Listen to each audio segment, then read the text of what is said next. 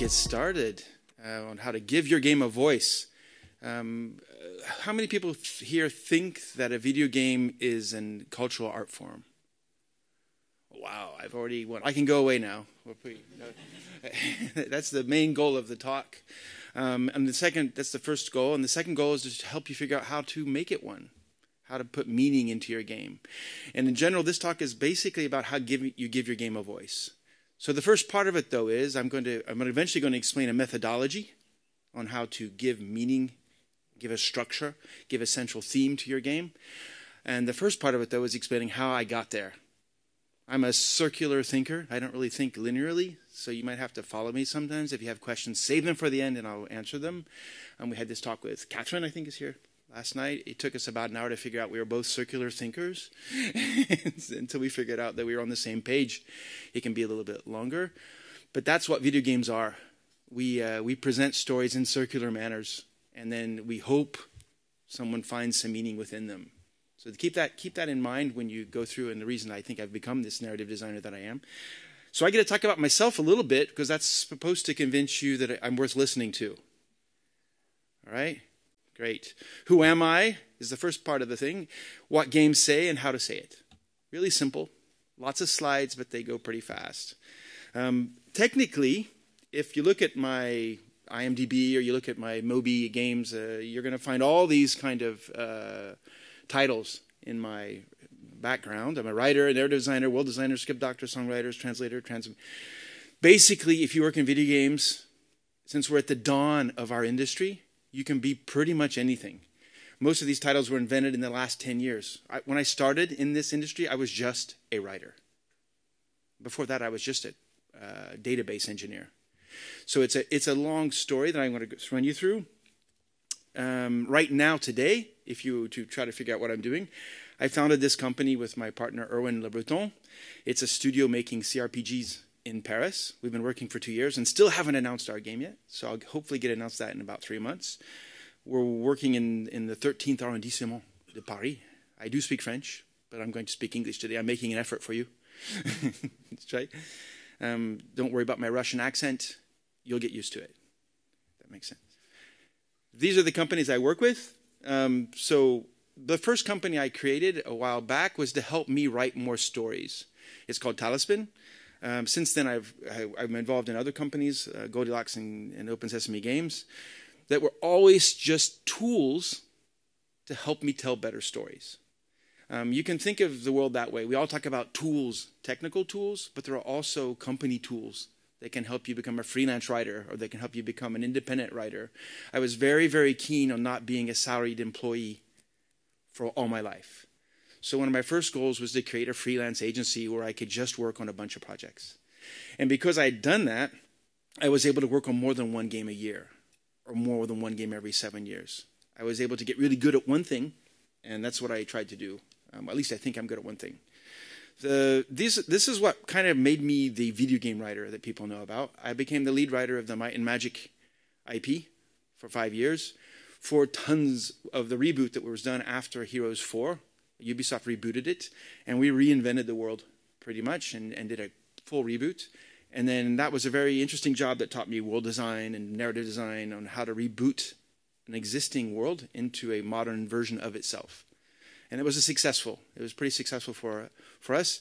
And the IP, as Jorg hates to call it, but the world is now part of the Chinese landscape, as it's very, very popular in China mobile games. But I'm no longer a part of it. One of my first projects, though, where I really felt like I was doing everything that I'm here today, doing the world design, doing the adaptation of an existing license into a newer form, again, was Arclash Legacy for Cyanide. And it was where I got to bring other writers into our freelance company and work together to create a writing studio, a writing team. And we were specialized in writing games for French studios, eventually German studios. And to be honest, the first reason was probably because not many people spoke English in France at the time. They didn't feel comfortable about writing their own games. So they were writing very little, or if nothing at all, or they're writing very poorly and then getting them translated even more poorly. So I kind of jumped onto that train because I was living in France already, and I found out I really liked it, and I was really good at it. So that took a while for me to get used to. Taliespin allowed me to start working on a lot of other games. basically, when you had a problem, people would call me. Can you come help us fix this? Can you help us look at this? I was working on things like Remember Me, in writing and localization. I actually found the name for the game too in a big brainstorm we put together. Amy with Paul Cuisset for Flashback fame, who called me back for the Flashback reboot. Leia Passion, Mars Warlogs with Cyanide. A lot of games. My Horse and Me was probably my favorite, by the way. The cruelest world I have ever encountered is a 13-year-old girl's world on a horse track. It's very cruel. They can be very mean to each other, and I thought you should know that. A lot of research went into that discovery. These are some other games that I worked on more recently. Most of the time it's in script doctoring or in how to set up the rewrite of all the dialogue part of the games. I've also worked on some mobile games. I've been a consultant on 2 major IPs at Ubisoft that are still trying to find their way out of the myriad of complexity for making a big game such as Skull and Bones and Beyond Good and Evil. And some Facebook games back in the day that are still out there clawing around. I'm really proud of the work I did with Jeanne on Greedfall as her support, I think you might call it. She really put that together. The Surge was helping build the world for Deck 13. That's when we actually got to go to another country and start working in Germany. That's actually been bought out, that company, by Focus. Masters of Anna was one of my favorite games that sold very little, but it was one of my favorite games for Past Tech. And then I got to do everything on that with the game director. We just worked together. We created the world. We created all the characters. We created the story. We actually went and recorded all the voices. It was a complete fun experience, and I'm really proud of that game. Dagger of Time was a chance to almost get to work with the stars of Ubisoft. It would end up being a Blue Byte project, but it's a VR escape room game that you go play in like escape room places, physical locations, location-based. And it was a lot of fun to revisit one of my favorite IPs, let's call it, my favorite worlds of Prince of Persia, which I really liked the original game. Star Shaman is a VR game I worked on with Iki Masho, where I did, again, the world building with a team. And then Ghost Recon Breakpoints, where I went to work for the great Ubisoft, where we were, the first time I was able to start, I was actually the narrative expert on that, where we put together systems to do narrative spawning of animation sequences, where you could change the voices of the characters according to what you had done previously. So it's kind of like changing the radio show and function of what the player did, or changing the animation of the yoga teacher who's talking about the fact you just invaded a part of the island and it was something crazy going on. So we worked really hard on doing what we call adaptive narrative, like it adapts to what you've done before. And that was a really fun project, really big, and it was interesting from a technical point of view. But before that, I worked in other media. In fact, I kind of got drug into video games. I didn't really ever want to go there. Actually, I had a lot of trouble getting there. I was doing comic books, which I love comic books, and somebody called me and said, "Hey, you did a comic book on dragons. Do you want to come work on Might and Magic?" I go, "Sure." And I go, well, no. Maybe people will hate me, and I'll never get to do a comic book again in my life. They said, "Yeah, but it's Might and Magic. You know, come on." On Might and Magic, I'd loved ever since it came out in the first game of Might and Magic. So I said, "Yeah." I jumped ships. And I had actually worked in press. I'd actually written some comic books for trade magazines in French and in English.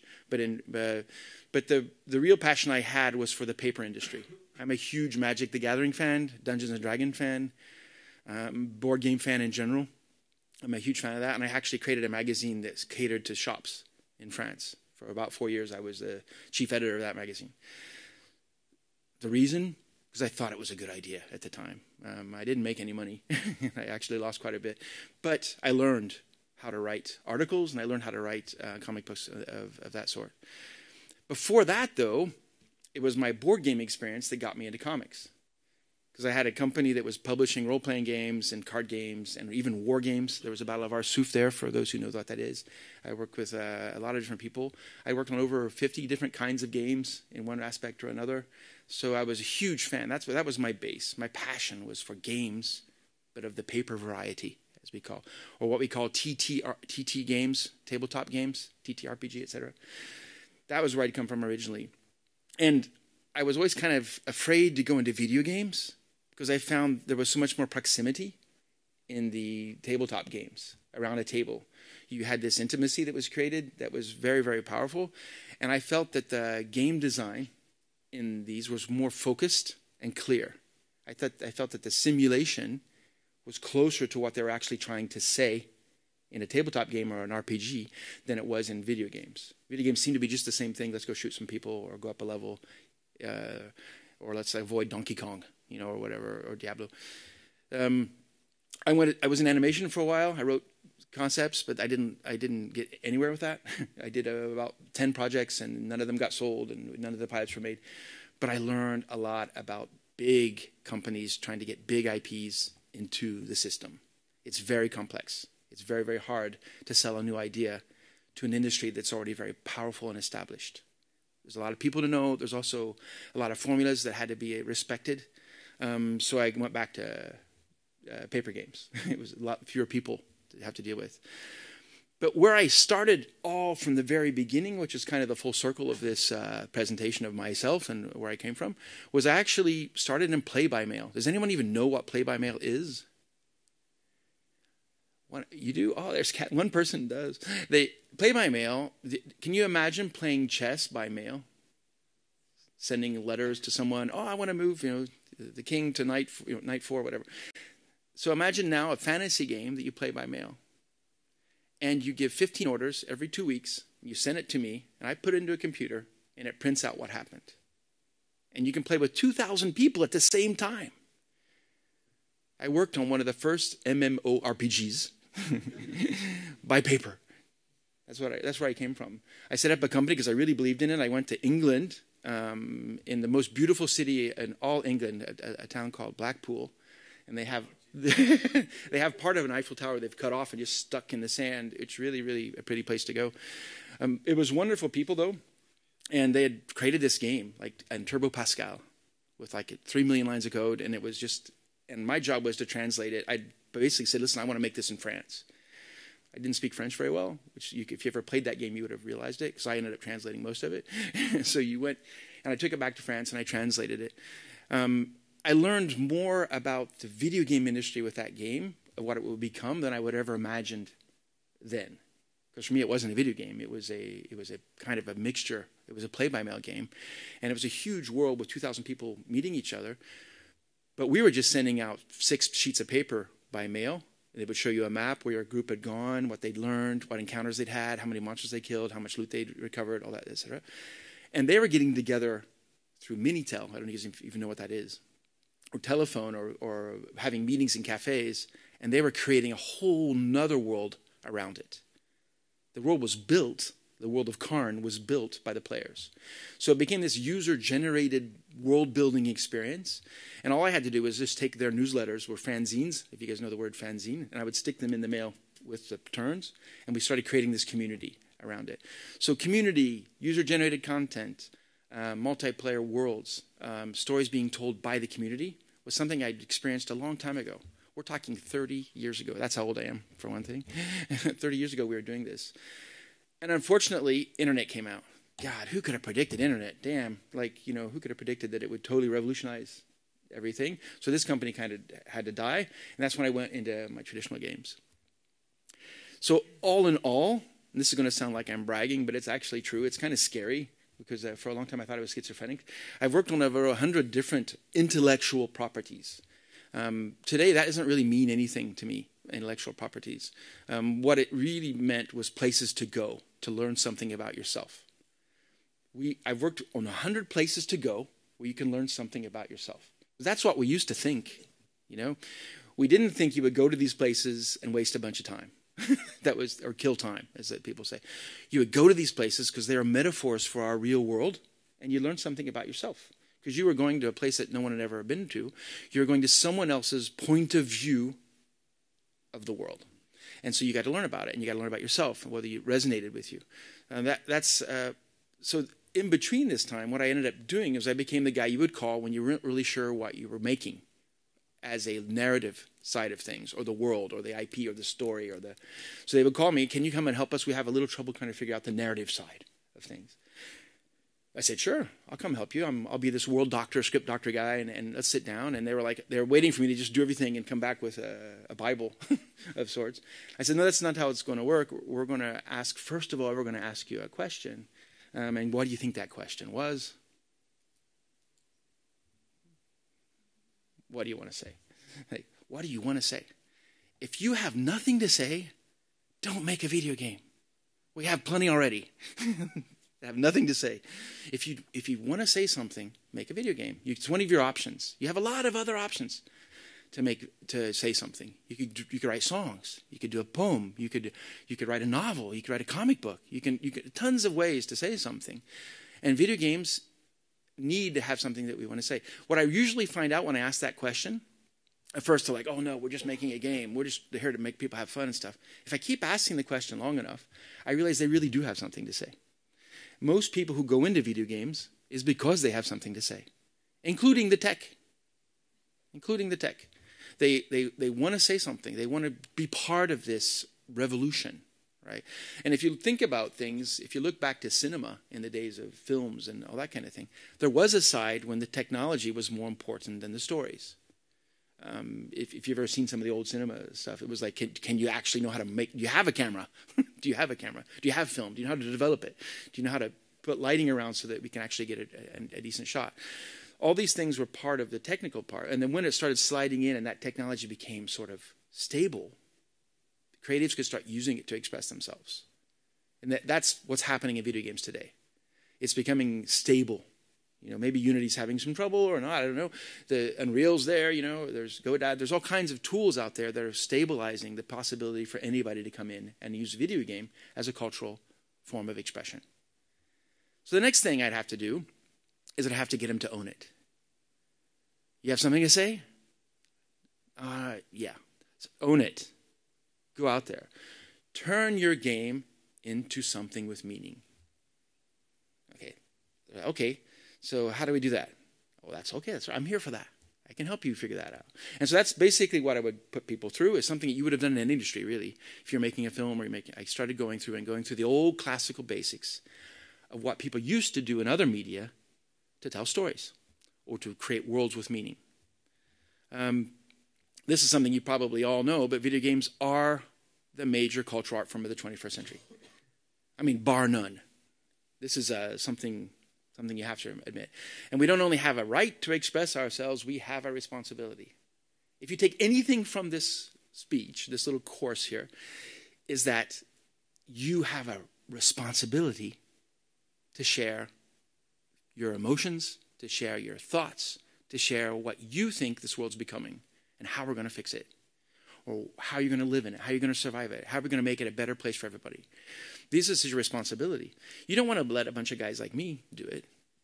I'm old, compared to you in a way. We need all of this humanity coming together, because it's a collective art form, telling their stories. How do you do it? That's a good question. We're going to go into, first of all, what have games always done well? What do they do? Thing that we're going to talk about, the sum of it, what its media really is, the procedural rhetoric. Has anybody heard that term before? No one's heard the term procedural rhetoric? You have? There's a few people, experts in narrative design. You're going to learn a new term. That's pretty cool. And there's the power of choice, which you probably understand because you've been told that you're in a democracy and a republic for a long time. So the power of choice is very important. Let's talk about what video games are. We're the sum of all media. Take a second. Think about that. We're not a new media. We're not a new media that stands alone. We're the sum of all media. We're the sum of music, radio, television. We're the sum of poetry. We're the sum of sheet music. We're the sum of press, the articles you can get in it. You can put everything in a video game, which also means you have all of the techniques that were developed in those media at your disposition to write a better game. Because we're not a thing you have to learn a bunch of. If you come from journalism, or if you come from comic books, or if you're passionate about cinema or television, you can come into video games. The door's wide open. It is wide open. And you can leverage everything you've ever learned in any other industry in our industry. Because we're the sum of all media. Yeah, it sounds like I'm in a church or something telling you to come down and be part of our community, but we are. We have to admit it. And we also have to realize there's going to be a lot of people coming into our industry from other industries. Because we've taken all the thunder. We've taken all the money. And we've taken all the time from everybody else. So that's another reason why it's our job to start putting some meaning into the works we're creating. These are works you're going to create. So welcome them, though. Don't shut them out. Oh, you guys are from TV. We don't care about you guys. No. Maybe they have something to teach us, because everybody knows we need it. We need to be taught how to make better games. And the people that are going to teach us to make better games are actually the ones that have been telling really good stories and creating really good experiences in other media. That's the first thing I've learned, is the humility that we have to associate with.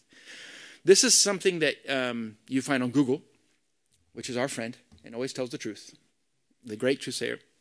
But I found this. I just typed, what type of media are video games, on Google, and I came up with this phrase. What's interesting is a combination of methods, including text, visuals, audio, and perhaps most importantly, rules.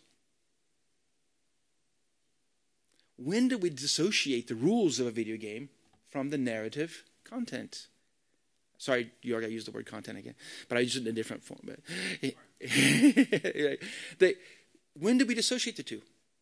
You've heard the word maybe ludonarrative dissonance. Maybe. It's kind of a buzzword, but it's true in an even much deeper sense. We've started just saying there's a gameplay platform that has this time a shooter game on it, and then you go tell a story on it, any kind of story you want. That's really not the way to create better art. It'd be like, it's like maybe you could throw paint at the wall and record the sound of it hitting the wall, and that would be art, right? Well, we're kind of doing the same thing. We're ignoring the fact that the rules have a rhetoric. And that rhetoric is called procedural rhetoric. Your rules of your game say something. Another thing I want to just point out before we get into the deep dive of the technique is we become what we behold, we shape our tools, and then our tools shape us. This is prophetic. This was written in 1967 by Marshall McLuhan. If you've never read The Message, The Medium is the Message, or The Medium is the Massage, which you'll find out, which is another play on words from him, he was kind of a prophet of what would happen in our age of digital media, as he was calling it, numerical media. This is kind of what's happening to us now. Our tools are shaping us, right? We made a bunch of tools and they're shaping us. I would love to say that we can just change that and turn it around. I'm not really sure we can completely, but admitting the paradigm is going to really do us a great favor. What I mean by that is the tools are going to shape you. Television shaped us. It did. The fax machine shaped us. Photocopiers shaped us. It changed the way our society works. The Vietnam War was lost in the living rooms of Americans. It wasn't lost on the battlefield, because we started listing the number of dead soldiers in our when you're eating dinner, in front of the television. And then that war stopped eventually.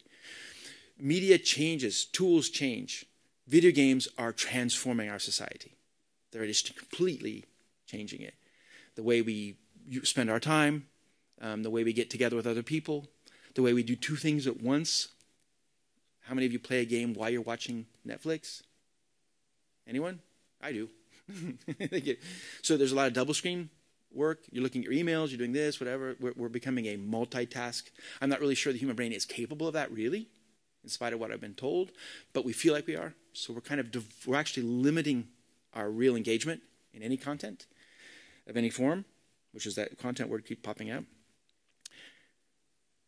What you need to take away from today is that video games are art whether you want them to be or not. No matter what people say to you, they are art. Because your games vehicle a message because they're in that media. They're in that space. And what's really important is if you really want to say something, you have to first understand what it's saying already. And what does TV actually say already? If you choose to reinvent TV, you get what does TV mean to people? How do they watch it? How do they consume it? Because it's already saying something to them. This is interesting for you to know, because there's a bunch of we are the sum of all media, right? We can make Bandersnatch. Who watched Bandersnatch on Netflix? It's a game, right? It's using the TV streaming media. It changes that experience in title. It's a little bit unstabling to hit your remote control to hit yes or no or whatever you're doing, but it's coming. All these things are coming as the media. We're the sum of all media. We eat everything. We just take it and we put it in and we make it interactive, because being interactive is so cool. So how do you do it? The first thing, this is something I try to tell everybody. Does anyone here know the difference between an artist and an artisan? What do you think it is? What would you say it is? I'm sure you know it. I think artists create something new out of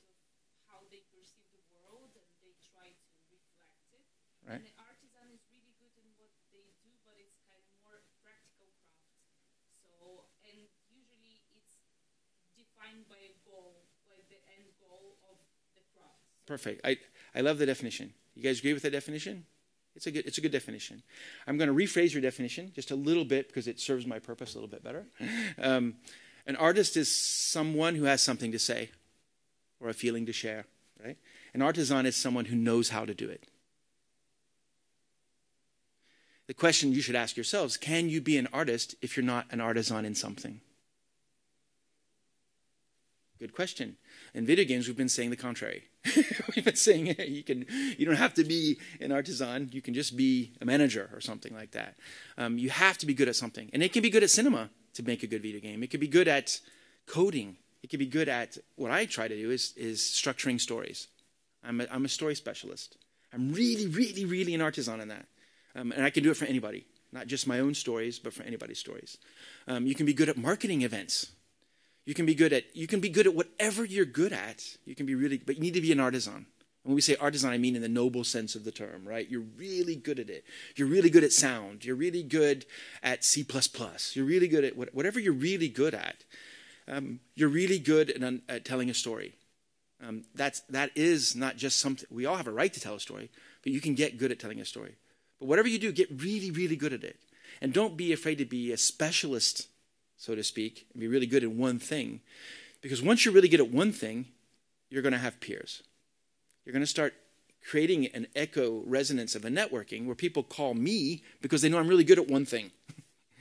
They don't call me because I'm good at everything. They don't call me because I'm good at getting money. You know, they'd like sometimes to put me in their dossier so they can help them get money, but it's just part of the different thing. Everyone's going to be good at something. So if you're a student today, your job, first of all, is to figure out what you want to do and what you like doing, because it's going to be hard work getting good at it. This is becoming a very competitive field. So figure out what you like doing, and don't worry if it's not everything. Maybe you want to tell stories with games, but for now, if you're a good lighting tech artist, I'll hire you tomorrow. Because I need help with that. There's different things you can get really good at, and it should correspond to what you want to do in this industry.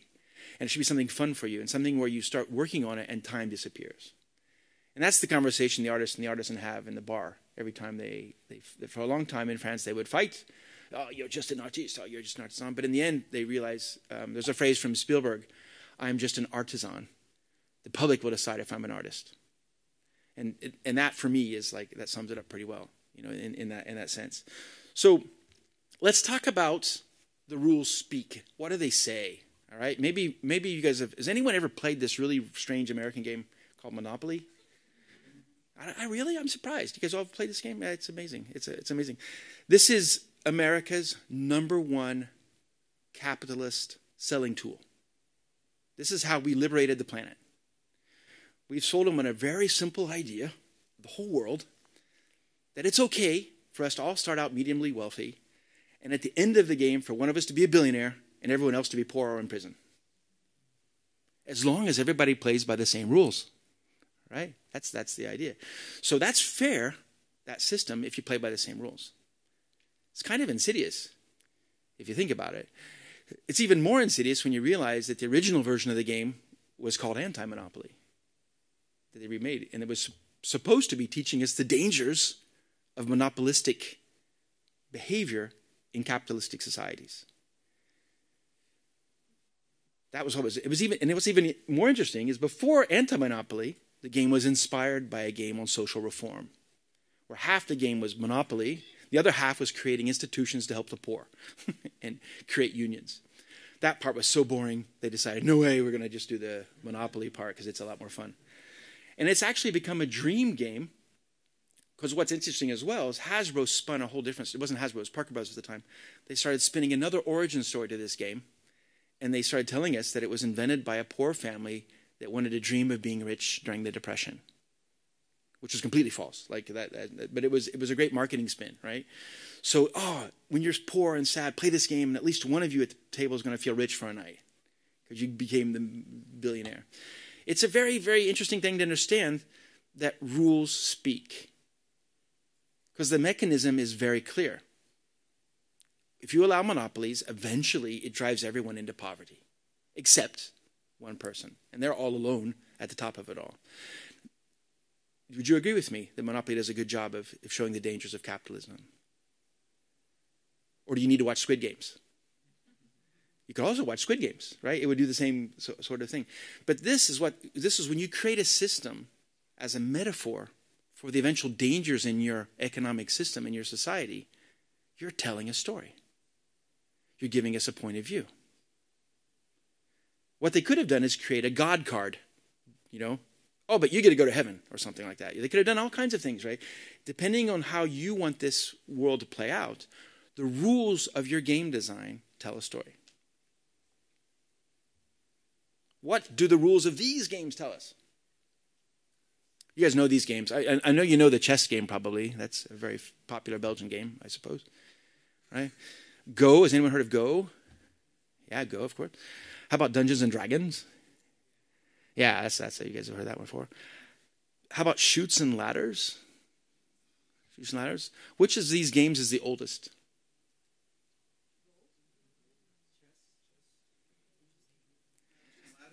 Chutes and Ladders. It's actually 4,000 years old. It was found, the first versions in Sanskrit is the oldest version of it. Now, of course, there could have been Go. There might have been other, but we don't have records of those games. And this is some theory now that we're talking about. What does Chutes and Ladders teach us? Why did we play that for 4,000, 6,000 years? Like, why have we been playing it for 6,000 years? 4,000 BC, I think, is the oldest copy of this game. Why have we been playing this game for so long? Well, there's a lot of theories about that. One of them is that the original rules, it wasn't about getting to the top first, it was about getting to the top last. And it does teach us one thing. If you keep rolling the dice, you'll eventually get to the end of the game. And that's why it's considered a game for children. It's a game where sometimes things go up, sometimes things go down, but if you keep rolling, you'll eventually, statistically, it's inevitable. You don't ever go back to the beginning and die.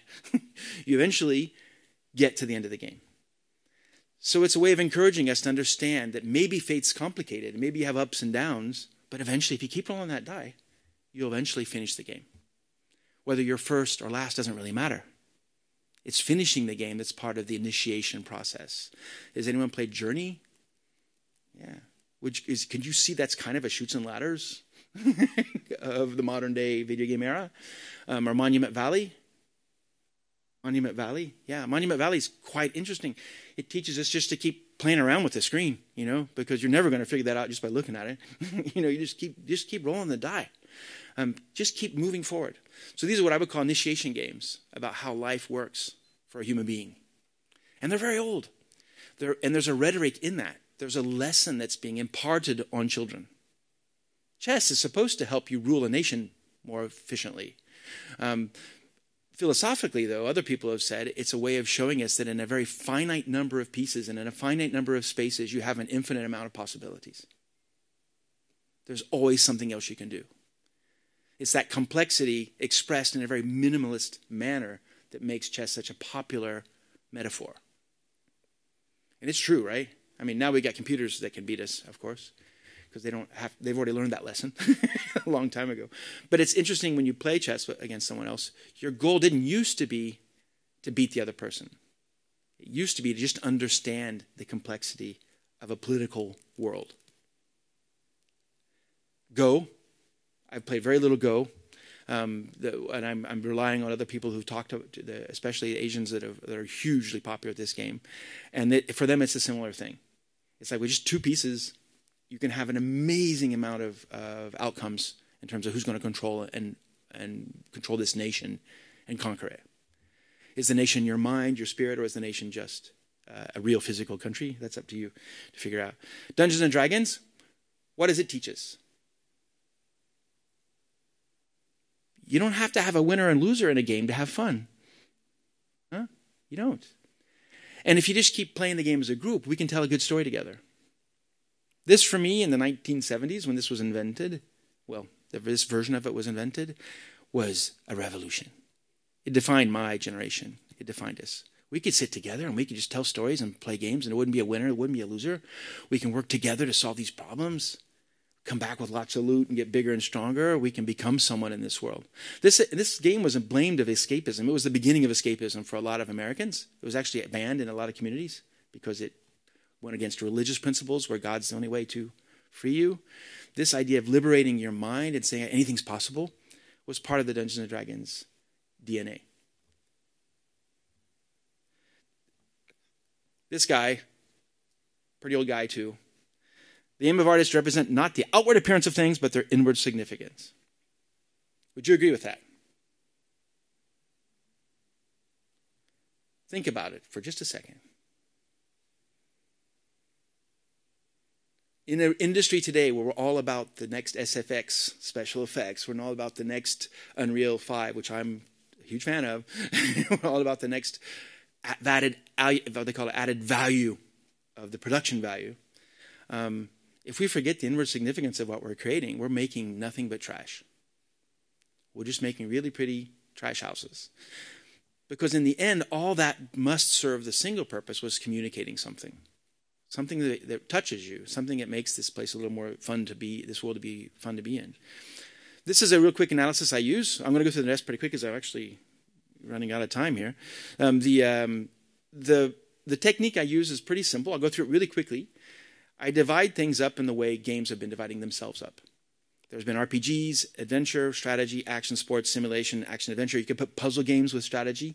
These are the subgenres of the multimedia industry called video games, the sum of all media. Each one of these types of games tells a different kind of story, has different rhetoric, has different rules that have become part of the experience. RPG, you level up. You meet a lot of characters. Action, adventure, it's about what you can do. And everything. You can see all these different things pulling it into the play. These are the sub-genres of video games. And I did this slide, I think, in 2018. It's outdated, right? In 5 years, we've invented twice as many different new genres or subgenres. The way this works is pretty simple. This is the technique. This is the methodology to create games with meaning. There's a dream, an agency, a simulation, discovery. Trying to understand what your game genre does. Understand what it's really good at. The things that concentrate on the world and the journeys, the stories, are going to make you dream. Gives you purpose. There's thrills. There's understanding. There's marvel. There's different things that games are really good at doing. They can give you that excitement with the adrenaline buzz. They can give you that kind of, moment of reflection. I kind of understand this system now. It's really working really well. Or they can give you this marvel at some beautiful world that you didn't think of would ever exist, with pink unicorns flying through the heavens. And all this stuff can be really, really fun for people. But not everyone likes the same things. There's going to be a connection that's either emotional. So these emotional heart connections are kind of what cinema has made its living off of. Cinema is really good at talking about journeys. The powers, the instinctual bond is really good, what comic books have been doing in America for a while. That kind of gut, I'm Spider-Man, I'm Thor, whatever. What games have traditionally done is give you some sort of connection because they show you a system and its underlying things. Certain movies do this really well too. If you've watched the one on the stock exchange or the housing boom, it's pretty good. Or the one about the beginning of Facebook. All these different, they're really good at explaining the system.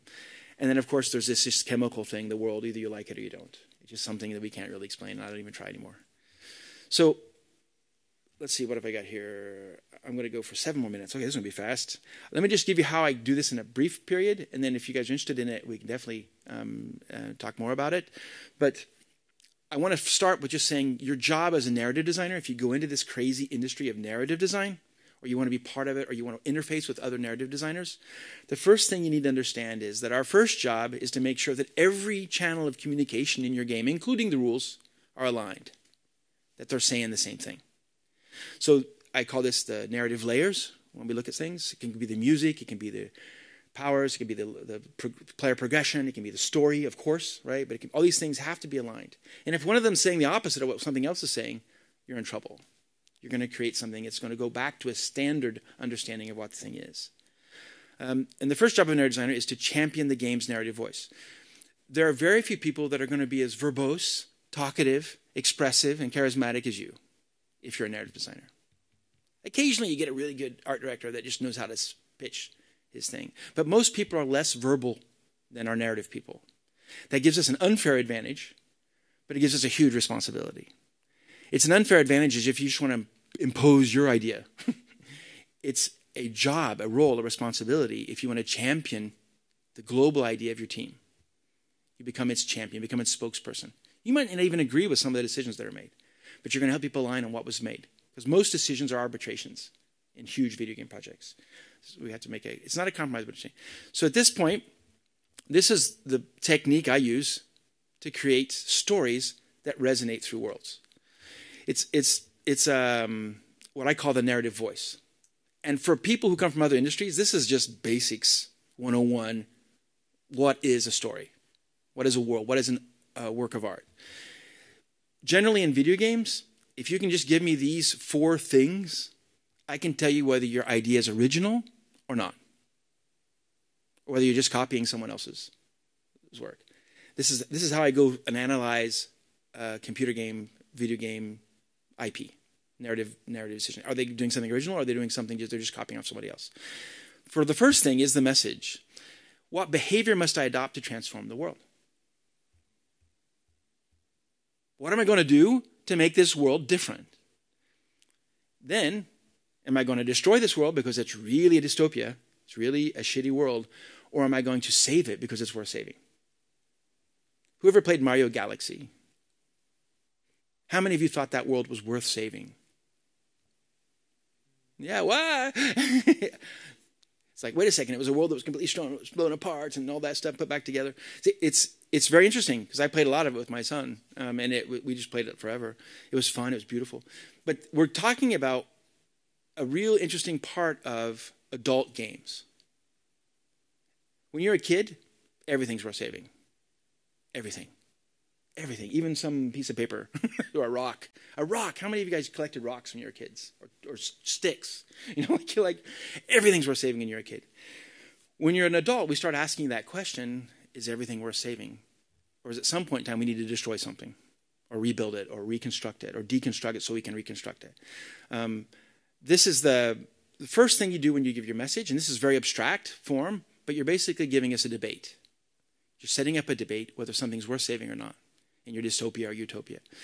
Then you can come up with a mood, which is basically going to, your mood is going to be something either oppressive, because you're setting us up for a dystopia, or cheerful.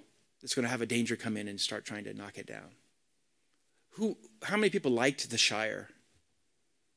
What do you guys, in French, what's that called, The Shire? The Comté. Yeah, right. Was that world worth saving? Yeah, for sure it was. Tolkien was writing a utopia that was getting destroyed by some evil, dark presence, from the past. So keep in mind that your world will change immediately, right, depending on how you look at things. Is Gotham City a utopia? No, Gotham City is not a utopia. The hero is trying to save a city that is a dystopia. He's trying to protect it in justice. And that's why he goes to all these borderline questions about whether he's actually good, bad, or making it worse. The final thing is the point of view. So basically, the emotional framing of the world, is it a utopia or dystopia? And then the point of view. How are we going to make this resonate? And strangely enough, this is the easiest and the hardest thing to do. Because you're going to have to look inside yourselves. Why are you making a game? Why is this important to you? Because the point of view is not just the character you're playing's point of view. It's your point of view as a creative. Why is this important? Why is this subject? Why are we bringing up Napoleon today in cinema? Napoleon's been dead a long time, and there's been tons of movies already. Can you guys think of any reason why people might want to talk about dictators right now? No idea. No, there's a Ukrainian in the audience. She's no idea. So it's trending because we're going back into history and learning about something that affects people today. This tendency for societies to create imperial dictators. How close? You guys ever been to Waterloo? Yeah, you're going to see it in this movie. It's really close, but you're going to see it in the past. And you're going to see it in a point where it created resonance. And the point of view of the creators is definitely talking about world affairs today. Nothing is made by chance. So your point of view is basically is saying to you why you think it's cool and why you think it's pertinent. Does that make sense? Cool and pertinent. I'm going to leave these slides for you because I don't want to miss your lunch. But this is basically what we're talking about. So there's the narrative voice. It's the intended intellectual and emotional content delivered by an interactive experience. This is kind of the official definition of what a narrative voice is. The two have to go together. Your intellectual pertinency and your emotional attachment. because the emotional stuff is what's going to make it living and breathing. Then there's all the rest of it's pretty much the stuff that you can figure out. But the expression of the creator's attitude toward or feelings about the subject matter and audience. I don't know, I think I made a mistake there. And audience. Matter and audience. Basically, your public is going to resonate with it if it comes from you. If it comes from some marketing statistic, stochastic machine algorithm, it will not resonate, I guarantee. It'll feel like something that's already been said. But if it comes from your personal heart, your personal experience, your personal need to express something that's really bothering you, it will resonate. I'm a huge Taylor Swift fan. I don't know if that resonates with anybody. I'm a huge Taylor Swift fan. If you listen to any of her songs, they're always memories of her childhood that have been returned, or memories of her relationships. They're really, really, she's a great songwriter. You might not like her singing, you might not like her, but she does something we need to be doing more of in games. And that's taking personal experiences and transposing them into interactive experiences. Something you went through as a child, something you went through as a student, something you went through, I need to learn that. Because no one's been telling me. You guys aren't writing poems anymore that I read. I'm not on the same channel as you guys, right? You're making games. So make games that resonate with me, explaining to me how you see the world. Because I need it. We're going to be drifting. We don't only have stories that are telling us or genres that are separating us. We have entire media now that are separating our generations. And it's really important that we start, I started hurting. Sorry. That's the most important thing we need to remember, is that if we want to stay collectively together and solve these problems of planet, war, everything that's going on right now, we need to be able to talk to each other at least. This is just an example, and then I'll stop with this pretty much. Just kind of a thing. This is, anyone's ever played The Division? This is the narrative voice that we used in The Division to create that story. We have no rules, we have no limits. It's a very scary, scary game. You can I didn't agree with particularly the prince, but I like the fact they actually tried to put some message into it. They did, and that's what I think made this game a success that Ubisoft didn't expect it to be at all. Is they really had the rules change when survival of humanity is at stake. There's kind of an apology, as you can torture people if the world's really fucked up. I don't know if you believe in that. I don't necessarily believe in it, but the debate's there. The debate's there. Can you kill people when we need to kill people to save humanity? Do the ends justify the means? Do you believe it? Put it in your rules. Put it in your game simulation. If I win by messing everyone over, if I win by killing people that didn't deserve to die in order to save the greater number, that's what you're telling people. That's your belief. That's how you think the world works. Can I change it in your game? Can I have a different ending if I do something else? If I just let myself die? That's your decision as game makers, if you want to go there. Finally, this is pretty much what we do to understand how your game is going to work. You need to give it a message, a mood, and a point of view. At least talk about it between everyone. And then once you guys have figured that out, you can align. Another way, how does it motivate players? This is a lot of the technique that was used by tons of research groups in the big companies, was how does it keep players motivated? We're not talking about the motivation of your character, which is really important. Why am I doing this? Why am I killing someone? Why am I not killing someone? Why am I stealing this thing? Or why am I not stealing this thing? Those things are really important. But the most important thing here is to understand that if you make someone think, you make someone care, and you make someone believe, you're doing something original. And your world as a metaphor becomes a work of art. It can be a work of art that I hate. It can be a work of art that I love. But it won't be a work of art that's just tepid, lukewarm, right? It'll be something that I hate or something I love. And that should be your goal. When you present an idea in your company, you want them to either hate it or love it. If they hate it, you're going to have to go back and write it again. But if it's just like, what's expected, we're starting to make mediocre games. And that's this mediocrity that we want to get rid of. An example would be GTA. If you look at I didn't work on GTA, by the way. I really regret that because I think it's a really cool game. I think it's a cool game because it's an apology of the American dream, of the California dream. It's very cynical. And it basically says, if you go through and look at all of it, it's saying the same thing the Division's saying. It's all right to steal stuff and to kill people when the world's already messed up anyway. Because my job, I'm a dystopian anti-hero, right? And I'm just, the quicker this world dies and is destroyed, and it's completely fallen to the ground, the quicker we can rebuild it. Now, you can agree with it or not, but they're basically telling us we're in that world now. They're not saying it's something they want. They're saying this is the world that California has become. I do the best with the opportunities I'm given. That's said over and over in all the videos in the game. Whether you're crazy, whether you're a family guy that's born in the mafia, or whether you're from the hood. You were given a deck of cards and you're just playing them. You need to have any choice. It's either that or die.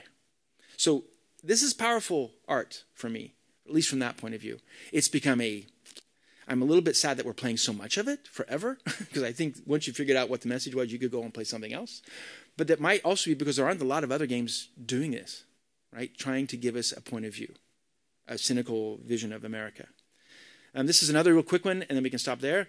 This is Mackenverse. So if you've ever heard of Arthur Machen, he was kind of a Cthulhu grandfather. He was a writer in England that wrote before him, and I was given the job of writing a TV series for this, but we positioned it first of what kind of horror TV series it would be, and we positioned it in the Fear of Madness, Gods First and Psychos kind of thing. And then before we started even working on it, we looked at what would be the real quick bones of this thing. What do we want to do? What do we want to say? Before we writing the script, before we start thinking about the artwork, before we're thinking of the world, before we cast anybody, kind of thing. And it's basically a horror series, but there's a meaning behind it. Mankind's quest to escape the laws of nature is futile and leads to utter annihilation. All we want to talk about in this series is the more we try to go to technology, the more we leave our planet behind, the more we Elon Musk ourselves to Mars and leave this dying Earth behind us, the more we're going to get annihilated. That's all this series is going to talk about. It'll be scary, it's tons of characters, etc. But that's basically our goal. Once I've got that, I can make a video game. Can I? That's all I need. I could write a song. I could do a poem. Anytime, if you just use some simple ideas, take the time and figure out what you're trying to say. What's your point of view? What's the theme you're talking about? What's the debate you want to spark up? And what's the mood and tone you think would work to vehicle that? Is it scary, or is it something else? Then you've pretty much done the homework. You've done the job you're supposed to do. You started out thinking about your video game as a work of art. And that's probably where I need to stop, I think, right there. There's some other things we could talk about the next time. I'll come back next year. Does it sound like I get it? Any questions? I guess you had some. Yes, now it's time for questions. But first, I'd like to have a round of applause again for Kurt, because that was very, very good advice. Thank you. Thank you so much. Yes, I think we have to organize a workshop with you here, because... yeah, sure. Let's talk about that later. But yes, I have two questions. I'll ask one, and then you have the room, because I'm really curious about that. So, Kurt, in Belgium, we are making a lot of indie games with like smaller scope and everything, and you did a lot of bigger games than us. So, what advice do you think you could give us for our own indie games here? I guess, are you talking this? Yes. It's exactly the same thing for whether it's a AAA or a III, meaning a triple indie, quality. Don't do indie games anymore. Do triple indie games. Do AAA games. You don't need more money to do a AAA. You just need to do them better, for one thing. And when you do them better, you need to focus on what you're really trying to say. Soul search, right? Don't just try to be different or cool or do something that you think the public wants. You will fail. You need to do something that you need to share. You got to get it off your chest.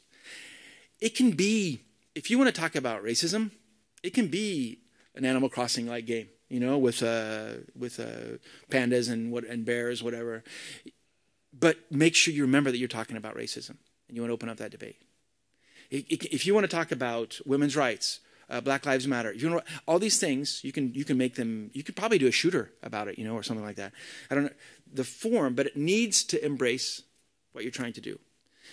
At that point in time, you will stand apart because your game will start resonating with people that share your opinion or disagree with it.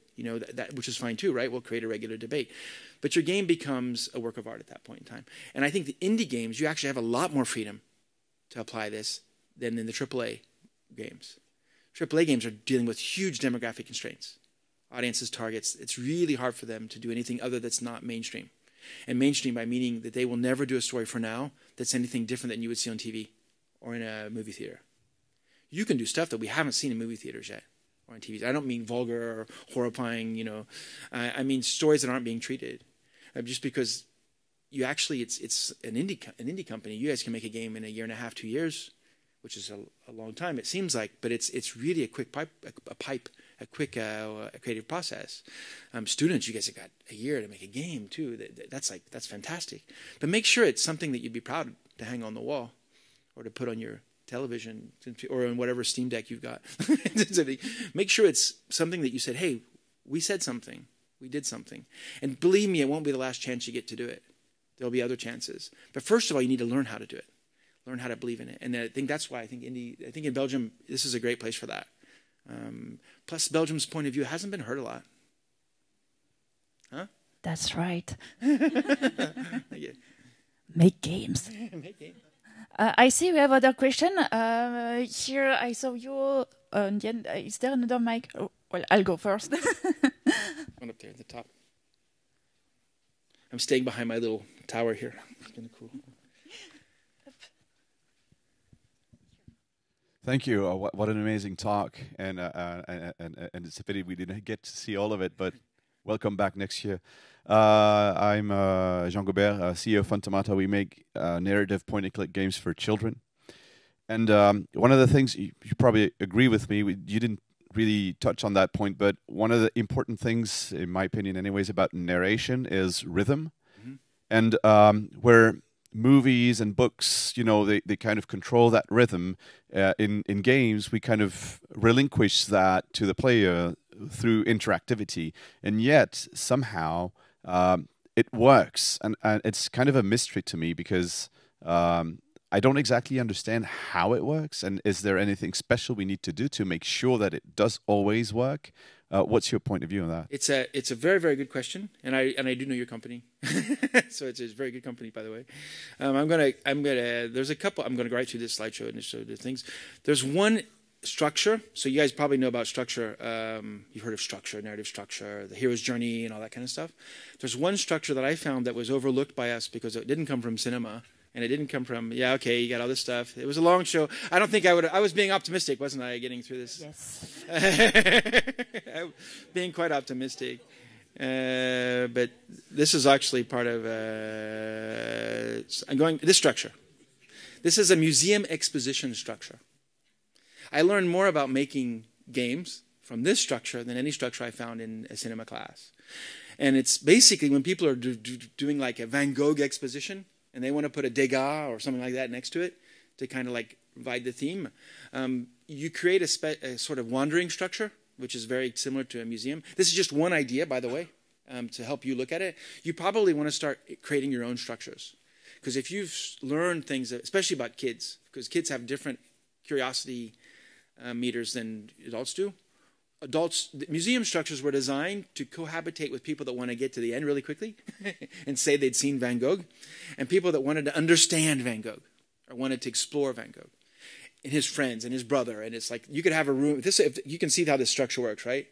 You could actually go in it any way, left or right, when you think about it. But you could go in from the left and go through the right. But there's structures out there from any media that you want. You can use them in video games because we're the sum of all media. And what you're doing, and I think what you've understood, narrative, we can be more inspired by a museum exhibition or a newspaper sometimes about our structures. Because even a newspaper article, you can notice a big difference between American newspapers and French newspapers. French will kind of give you the point of the article at the very end because they really want you to read all of it. So this happened, then this happened, this happened. Then so I conclude at the end of the article, vote Trump or whatever. I wouldn't say that, but in an American article, it would start out by vote Trump, and then they explain why. So like we kind of give the conclusion first, and then the others give the conclusion back. It was really, really strange for me and so boring to read French newspapers when I got here, because I was like, wow, when are they going to get to the damn point? Because they want to make sure you understood how they got there, And in America, they don't want to waste your time. If you don't like the article, just pass on. You're going to know in one paragraph. I would love to see how you structure your video games because I'm curious about that because the pacing is everything. The pacing is everything. It's like So what I ended up finding most of the time when I looked at certain games was they were structuring them like this. The only problem is you can get really hung up on these. You can get really excited about all these little peripeties. So this would be like, here's Van Gogh. Oh, there's Van Gogh's early childhood. Here's Van Gogh's whatever. Here's Van Gogh. Here's Van Gogh. Oh, I finished Van Gogh. Or I can go check out his brother. Or I can check out Degas. Or I can check out the hospital in the south of France where he spent a lot of his life. So, but that would help me understand Van Gogh if I did all of that. But I could just get the paintings if I went through the middle of it. Oftentimes we invent games that way. I did in Might and Magic. You would have a whole zone to cover, but we had achievers, and then we had conquerors. We had different we had all this data coming about our players, and what made Might and Magic so fun was the pacing was you who dictated it. You dictated your own pacing, right? So you can open up this idea. It's actually a trick. Don't worry about having the right pacing. Worry about giving people the option to define their own pacing. That's the trick. And with kids, I imagine it must be just amazingly important because some of them they get bored quicker than anybody, right? And so they want to go where they want to go. They don't want to be fettered in this. So that's what I think what you're learning right now is something you would eventually be able to share with the rest of the industry, because it would be really, really good for all of us. Because we don't want our games to be boring, and we definitely don't want to tell kids what to do, right? Or how to learn, or what they should learn, or how they should finish a game. Let's let them go out there and play at their own rate, and let them have fun, because learning is fun. Games are fun. I didn't put that in the talk. Games are fun. And at the same time, that doesn't mean they can't have meaning, and they can't have a point, and they can't teach us something or share something with each other, right? When I say teach, I'm talking more about sharing someone else's point of view. If you share the point of view of someone else to someone else, you're making the world a safer place.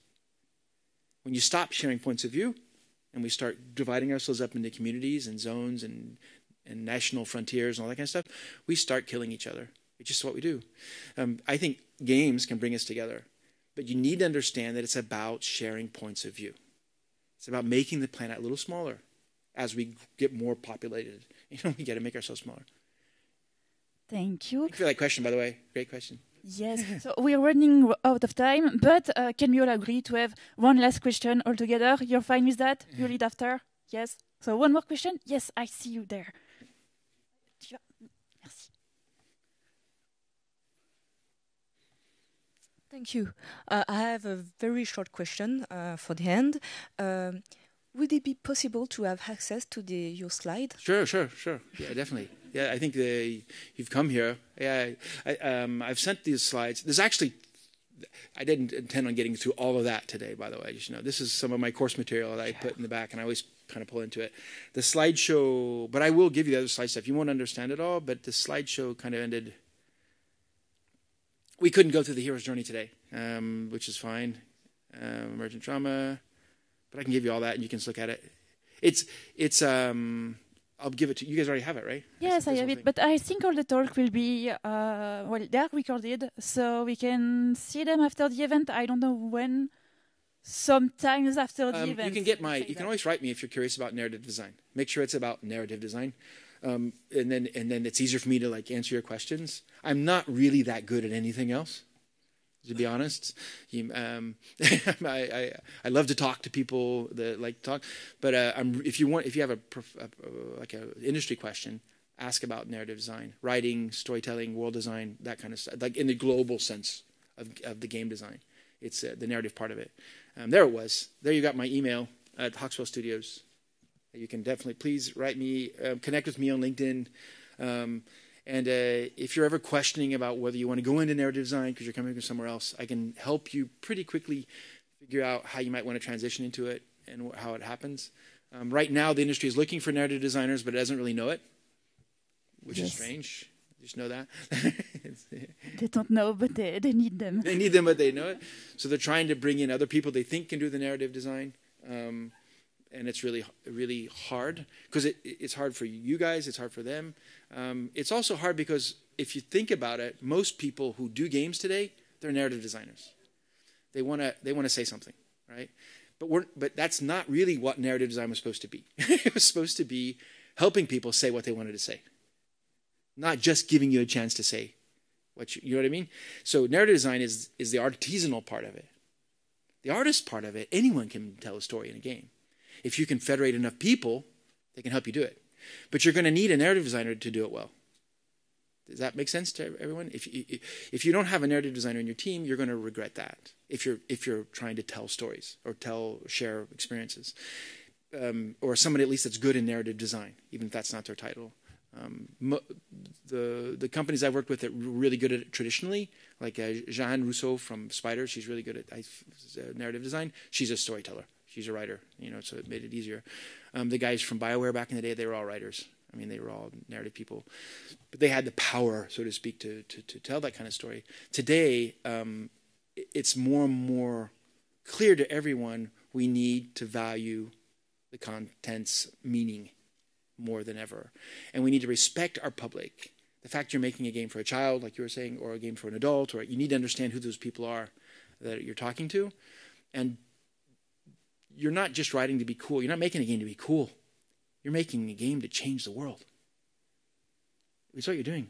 We're going to make this place we're going to create a better future one world at a time. And all those worlds are you guys who are going to create them. So let's do it. Let's do it. Make it a better future. Thank you so much. I'm like, this is a great Thank you, Kurt. Thank you very much. Thank you so much. Thank you.